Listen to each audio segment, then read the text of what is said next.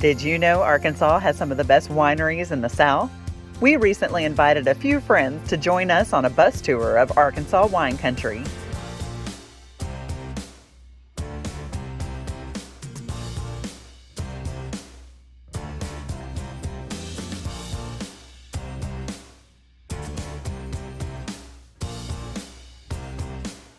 We're ready to get to tasting, but first, a trip to Paris.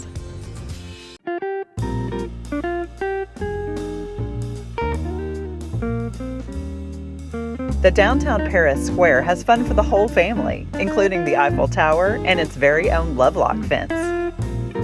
While you're there, make sure you stop in at our favorite shop on the square, J.A. Outfitters.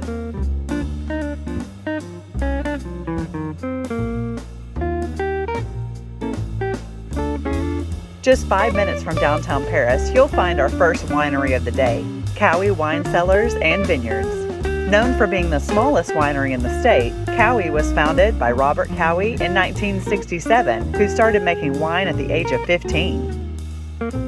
It houses the Arkansas Historic Wine Museum, a chapel, as well as the largest collection of bells in the state. Our must-try pick while you're there is Robert's Port. On our way up to wine country, we enjoyed lunch courtesy of Good Eatin' Arkansas. She created charcuterie boxes that were absolutely amazing. You definitely want to check her out for good eats. Our next stop on the tour is Mount Bethel Winery. The third oldest winery in the state, Mount Bethel was founded in 1956 by Eugene Post at the original site of the Post family home, where Jacob and Anna Post started making and selling wine in the 1880s. Take the tour to learn more about the family history and the fermentation and bottling process of their wines. You'll get many choices to choose from during your tasting, but we absolutely love the elderberry wine, and Mount Bethel is the only winery in the state that makes it. Next, we headed up the mountain to the only female-owned and operated winery in the state, Chateau Auxarc. Founded by Audrey House in 2001 at the age of 25, Chateau is the largest planter of Chardonnay grapes in the United States outside of California, and the largest planter in the world of our state grape, the Cynthiana.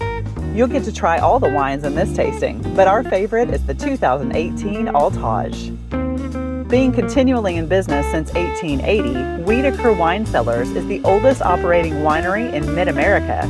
Johann Wiedeker was an immigrant from Switzerland and found the region similar to his homeland and ideal for growing grapes.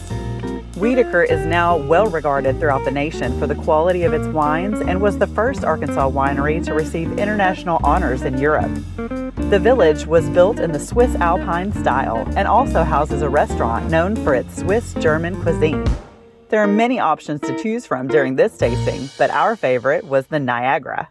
Our last stop on the wine tour takes us back down the mountain to the Post Family Winery and Vineyards.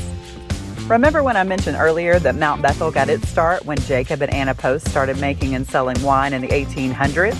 Their daughter-in-law, Catherine Post, was sent to jail for making and selling wine during Prohibition, and once Prohibition was lifted, joined with the other wineries in the area in 1943 to form the Altus Cooperative Winery. In 1951, Jacob Post took over the co-op and it became Post Winery. Post is still family-owned and operated to this day, and when you stop by for a tasting or lunch at the Trellis Room, don't be surprised if one of them serves you or stops by to say hello. We were pretty hungry after a day of tasting, so we stopped by a local favorite for dinner, Alligator Ray's. Touted as a sports bar, this Cajun-inspired restaurant is way better than burgers and fries. Owned by the former chef to the mayor of New Orleans, you won't find food like this anywhere else in Arkansas. We hope you've enjoyed this trip to Arkansas's wine country, and if you want to hop on the bus, we'll be offering another wine tour soon. Head over to arkietravels.com to reserve your spot. And make sure you follow us on Facebook, Instagram, TikTok, and YouTube for more Arkansas adventures.